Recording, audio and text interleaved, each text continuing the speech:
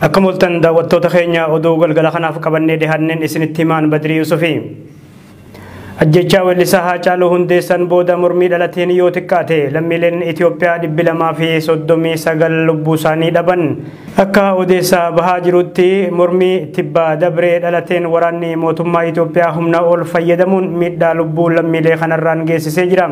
Akka ibsa Komishinii Poolisii Oromiyaatti hoogganaa idilee Mustafaa Kadiir Jaanitti jeequmsa naannichaa keessatti uumameen poolisoonni 9 milishoonni 5 akkasuma lammiileen nagaa 215 lubbuu dhabanii jiru. Jaan lakkoofsi kun erga torbee kana lakkoofsi namoota du'anii 166 ibsameen booda jedhamee jira.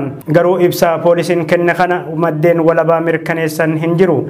Akka jiraattonni godinaalee Oromiyaa garaagaraa jedhanitti namoonni ajjeefaman rasaasa humnoota poolisii addaa Oromiyaa fi raayyaa ittisa biyyaatiin lubbuu badeen alaas qabeenyi mootummaa fi namoota dhuunfaatis manca'uu ibsi kun eeree jira. Oromiyaa keessatti namoonni badii raawwatan jedhaman 3,500 to'annoo jala oolfamus mirkaneessan aangawaan Komishinii Poolisii Oromiyaa kun mootummaan Itoophiyaa miidhaa dhaqqabee kana Oromoota ittiin yakkuuf akkuma kaleessaa qaama badii fi sirna heera biyyaa humnaan diiguuf warreen barbaadanii jee. Akka poolisiin jedhuutti namoota 239 ajjeefamaniin ala kanneen biraa 167 ammoo miidhaan irra gahee jira. Namoonni 1,000 miidhaan qaama salphaan irra gahuudha ibsi poolisii kan mirkaneessu. Artisti Haacaaluu Hundeessaa jijjiiramni kun akka dhufuuf artistoota qooda olaanaa gumaachan keessaa nama tokko ture. Garuu waxabajjii 29 bara 2020 magaalaa Finfinneetti ajjeefame. Ajjechaa isaatiin booda mormii guutuu Oromiyaa keessatti dhooheen wal qabate badiin guddaan lubbuu namarra humnoota mootummaatiin dhaqqabuu jala buunee gabaasuun keenya ni yaadatama. Kana malees miseensonni paartiilee siyaasaa xinxalaa siyaasaa obbo Joohar Mahammadii fi obbo Baqqalaa Garbaa dabalatee Oromoonni hedduun to'annoo jala oolfamuun yeroo ammaa murtii malee mana hidhaa keessatti gidirfamaa jiru. Kunis biyya keessa fi alaan mormii kaasee jira. Bulchiinsa muummicha ministeera Dr. Abiy Ahmad irratti miseensota KFO hidhaman malees miseensonni adda bilisummaa Oromoo olaanoon hidhamanii yeroo ammaa murtii malee hidhaa keessatti dararamaa akka jiran beekamaadha. Hayyoonni Oromoo qabsoo bilisummaa Oromoo irree jabeessuuf tarsimoo haaraa akka baasan gaafataman. Jiraattonni Oromiyaa godinoota garaagaraa keessatti argaman mormii isaanii cimsanii itti fufuuf hanqinni tarsimoo fi tooftaa qabsoo mudachuu himan. Harargee Bahaatti jiraattonni aanaa Dadar hayyoonni fi rogeeyyoonni Oromoo tarsimoo qabsoo haaraa baasanii miidhaa uummatarra gahaa jiru akka xiqqeessan gaafatanii jiru. Akka jiraatan kun jedhutti mootummaan sagalee uummataa ukkaamsee ajjechaa fi hidhaa raawwataa jiru qabsaa'ota Oromoos ittiin yakkuuf shira olaanaa xaxaa jira. Kana hongeessuuf ammoo tarsimoo jabaa fi tooftaa cimaa feesisaa jira. Hayyoonni Oromoo dantaa Oromoo irratti hojjetan marti ammaa fi ammatti tarsimoo haaraa injifannoo xumuraa ittiin nu ga'u baasanii uummata hiriirsuu qaban jechuunis gaafate. Mootummaan Dr. Abiy Ahmad amaanaa nyaatee kan jedhu jiraatan kun amma ammoo ilmaan Oromoo sadarkaa ammarra jiran kanaan isaan ga'e nyaatuu eegaluun yaaddoo nutti tahee jira. Haalli nageenyaa magaalaa Machaaraa dhiheenya kana hammaatee ture ammas bakka duritti hin deebine jedhu jiraattonni. Qeerroon namoonni harka qalleeyyii akka soso'anii waa bitatan godhaa jiras jaa. Namni achirraa BBS'if yaada laate kun sababa kanaaf namoonni garii dukkaana bananii uummanni wal keessa sochii eegaluu ibse. Humnoonni nageenyaa ammoo nama lamaan magaalaa keessa deemanii nama qabaa jirus jaa. Namni magaalaa Machaararraa dubbifne kun namoota hiriira dabran irratti bebbeekaman suuraa qabatanis to'annoo jala oolchaa akka jiran dubbata. Magaalota akka Galamsoo, Baddeessaa, Miliqaa'iif kanneen biroo keessattis haalli wal fakkaatan itti fufee akka jiru jiraatan magaalaa Machaaraa kun BBS'tti hime. Ajjechaan artisti Haacaaluu Hundeessaa irratti raawwatame haqa akka argatuuf hawaasni Oromoo Awustiraaliyaa magaalaa Meelboorni jiraatan haqni Haacaaluuf jedhu rarraasuun ajjechaa hedduu rifaasisaa ta'e kana balaaleffataa oole. Biyyoota garaagaraa keessattis mormiin wal fakkaatan tibba kana hawaasa Oromoo biyyoota alatti argamanii gaggeeffamee jira. Munawwar Ahmad odeessaalee bakkoota garaagaraa irraa nu dhaqqaban qindeessee jira. Ajjeefamuu artisti Haacaaluu Hundeessaa fi hidhamuu hooggantoota paartilee siyaasaa Oromoo ilaalchisee hawaasni Oromoo biyyoota alaa jiraatan hiriira balaaleffannaa gaggeessaati jiran. Ameerikaa kaabaa hawaasni kutaa Minisootaa magaalaa Minneapolis jiraatan erga ajjechaa artisti Haacaaluu Hundeessaa dhaganii eegale hiriira walirraa hin cinne gaggeessaati jiran. Minnesota malees Seattle, Ohio, Atlanta, Washington DC, Las Vegas fi kanneen biroo keessattis hiriirri mormii mootummaa Itoophiyaa irratti gaggeeffamaa jira. Hiriira kanarratti dhaadannooleen garaagaraa kan dhageessifaman yeroo ta'u, isaan keessaa mootummaan Ameerikaa gargaarsa maallaqa Itoophiyaaf kennuu dhaabuu qaba, haqni Haacaaluu Hundeessaa bahuu qabaa fi kanneen sirna Abiyyi Ahmad abaaran dhageessifamaa turan. Hiriirri fakkaatan biyya Kanaadaa magaalaa akka Edmonton, Calgary fi kanneen biraa keessatti illee gaggeeffamee jira. Hiriirri mormii kun biyyoota Awurooppaa magaalota akka London, Frankfurt, Paris, Stockholm, Amsterdam fi Norway Oslo keessatti gaggeeffamee jira. Hiriira guyyaa kaleessaa Norway Oslotti gaggeeffameenis waajjira Noobeelii fuula duratti bahuun badhaafamaa Noobeelii bara 2019 kan ta'e bulchiinsa Dr. Abiyyi Ahmad abaaraa oolan. Hawaasni Oromoo Norway jiraatan koree Noobeelii dubbisuun akka jaarmaa dargaggootaa fi jaarmaa hawaasatti xalayaa waajjira Noobeelii galfataniiti jiran. Akka jiraatan magaalaa Osloo tokko BBC'f himetti xalayichis sirni abbaa irree biyya Itoophiyaa keessatti ijaaramaa jiruuf Noobeeliin bara 2019 kennamuun sirrii akka hin ta'in kan akeekudha jedhe.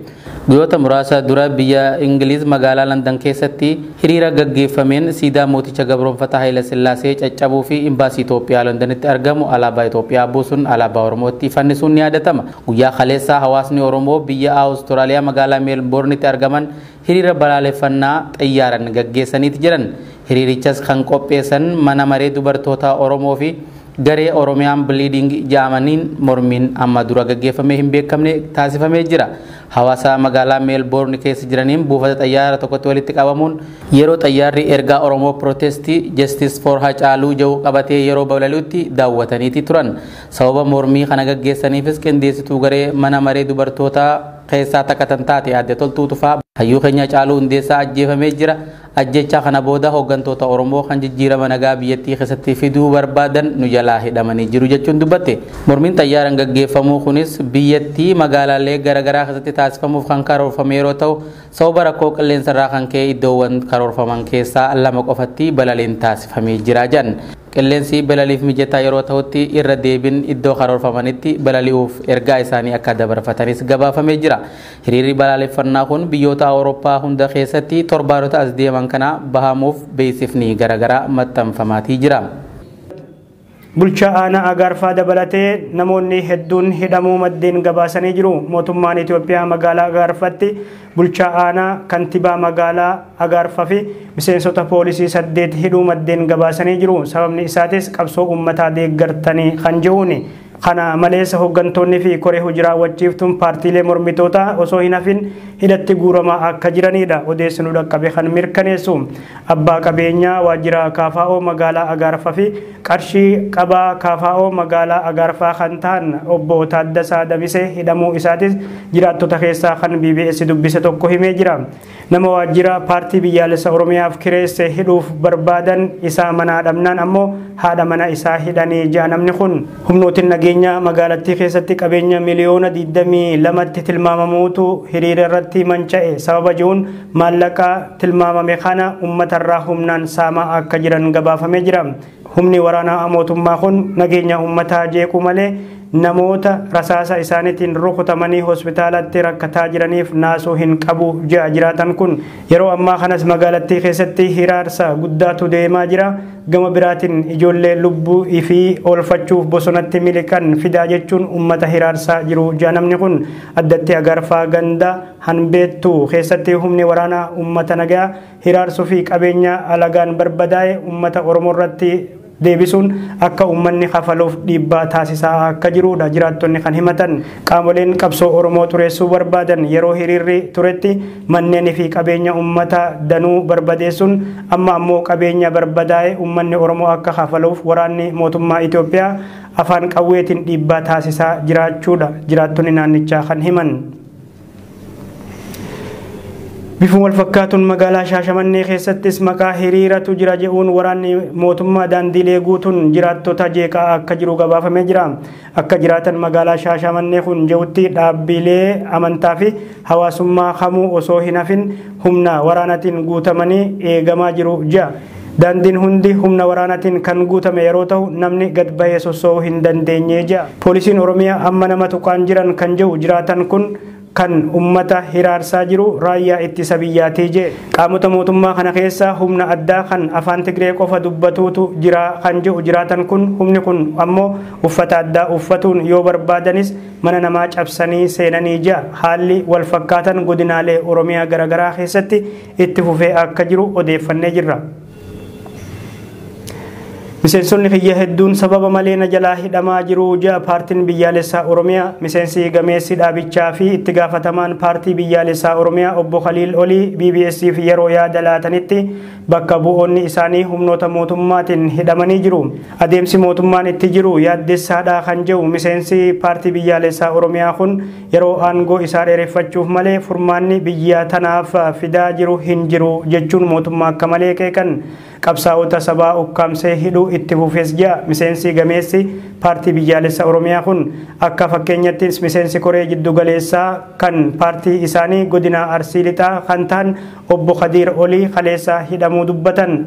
Magaalaa Asallarraa ammoo injiinar Iliyaas Shuggeefaanis nu jalaa hidhamanii jaa. Itti gaafatamaan paartii biyyaalessaa Oromiyaa Birgaadir Jeneraal Kamaal Galchuutiin durfamu obbo Kadir kana malees hojjettoota mootummaa dabalatee sabboontonni sabaaf quuqaman hedduun naannicha keessatti humnoota mootummaatiin hidhamaa akka jiran dubbatan. Humnoonni mootummaa nama hidhanii fi dararaa jiranis raayyaa ittisa biyyaa fi poolisii addaa Oromiyaa akkasuma poolisii kora bittinneessaa Oromiyaa hundi waliin qindaa'aniitii jaa. Magaalota akka Shaashamannee keessatti sochiileen kan eegalan fakkaatanis magaalota hedduu keessatti ammas cufaadha jedhamee jira. Paartiin biyyaalessaa Oromiyaa Birgaadir Jeneraal Kamaal Galchuutiin durfamu yeroo garagaratti miseensonni isaa jalaa hidhamaa akka jiru ibsaa turee jira. Godina Arsii magaalaa Nageellee Arsiitti raayyaan ittisa biyyaa deeggartoota fi miseensota paartiilee mormitootaa hidhuu jabeessee jira. Akka haati manaa obbo Khaliil Jaanitti ammoo haalli nageenyaa magaalaa Nageellee keessa jiru baay'ee ulfaataadha. Abbaa manaa kootis halkan walakkaan dhufanii mana qabanii deemanii jette. Yeroo ammaa kana ammoo waajjira poolisii magaalaa Arsii Nageelletti hidhamuun dararamaa akka jirudha kan dubbatan haati warraa obbo Khadiir. Miseensi poolisii Somaaliyaa nama ajjeese tokko murtii du'aan adabame. Manni murtii waraanaa Somaaliyaa miseensa poolisii magaalaa Maqdishoo keessatti rasaasaa dhukaasuun nama tokko ajjeese murtii du'aa itti murteesse. Kan umriin isaa ganna 29 tahe miseensi poolisii Nuur Daahir Geeddii jedhamu nama Umar Hasan Ma'allin jedhamu rasaasaa itti dhukaasuun yeroo ajjeesan yakkame murtii du'aa irratti dabre. Miseensi poolisii kun obbo Nuur kan rasaasan rukutee lubbuu galaafate bakka inni timboo gurgurutti ture jedhamee jira. Sababni wal dhibdee lubbuu nama kanaa dhalches maallaqa tatarsa'a timboof kafale jijjiiri sababa je'uunii jedhame. Murtiin kun keessa deebi'amee ilaalamuu danda'as jaa. Manni murtii waraanaa Somaaliyaa gama biraatiin achuma Somaaliyaa magaalaa Maqdishoo keessatti dhukaa konkolaataa tokko irratti qiyyaafateen yoo xiqqaate miseensonni waraanaa Somaaliyaa 2 ajjeefamanii kanneen biroo 2 madaa'anii jiru. Miseensonni waraanaa ajjeefaman sunis konkolaataan osoo deemaa jiraniiti kan magaalaa Maqdishoo aanaa Hodon keessatti dhukaan lubbuu isaanii dhaban. Haleellaa kanaaf qaamni gaafatamaa fudhatee jiraatu baatus mootummaan Somaaliyaa garee Al-Shabaab haleellaa akkanaatiif gaafatamaa gochuun yakkaa turee jira. Tole daawwattoota keenya oduun ammaaf qabnu haganumaa waan nu hordoftaniif ulfaadhaa isiniin jechaa qophii biraatiin walitti deebinaan Badrii Yuusuf ogeessa kaameraaf teknika keenya Abdii Jamaal nu faana ture. Horaa bula.